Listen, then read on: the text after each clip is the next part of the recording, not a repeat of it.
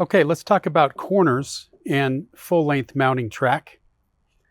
When you're moving along across the home or the project that you're installing and you see a corner coming up, sometimes it's a good idea to skip a section of track, jump ahead to the corner and get those installed first and then work your way backwards to connect the two dots.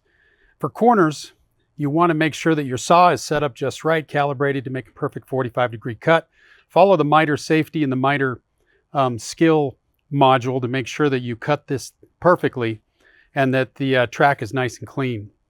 From there, you're going to have the mounting track ready to install in the corner. Use a square so that it's a perfect 90-degree angle. If you don't have holes lined up in the perfect spots, just drill through with the screw that you have and get these nice and secure, again, at the 45-degree angle.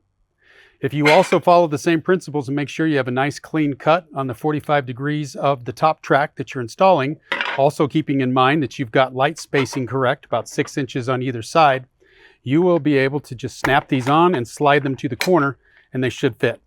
A couple things to consider if they don't perfectly fit is, first of all, sometimes this track has a little lip. You can see there that there's a lip still between the bottom track and the top track. This will cause it, as you if you slide this forward, this will cause it to be slightly off. If you push it down, make sure that that track is all the way in, so you put some pressure on the soffit as you push upward, then you will be able to align them perfectly. Another thing to consider is if for whatever reason your track downstream is a little bit off, you might have to use shims to shim it up or straighten it up to get that corner just right. One more note on working on corners: if you're working around a corner to the front of a box gable return, sometimes it's a good idea to place the whole front of the gable and its corner or corners first. So if your gable is 30 inches wide, set a piece of track with both corners first and then reconnect the dots and work your way backwards to finish the run.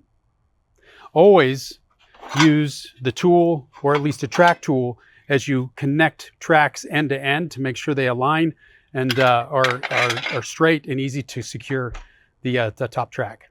To secure the mounting track, use our recommended screws, and if needed, you can easily screw through the track and add more mounting points. If screwing into the soffit, the strongest area to screw into is right before the soffit bends upward to connect it with the next soffit piece.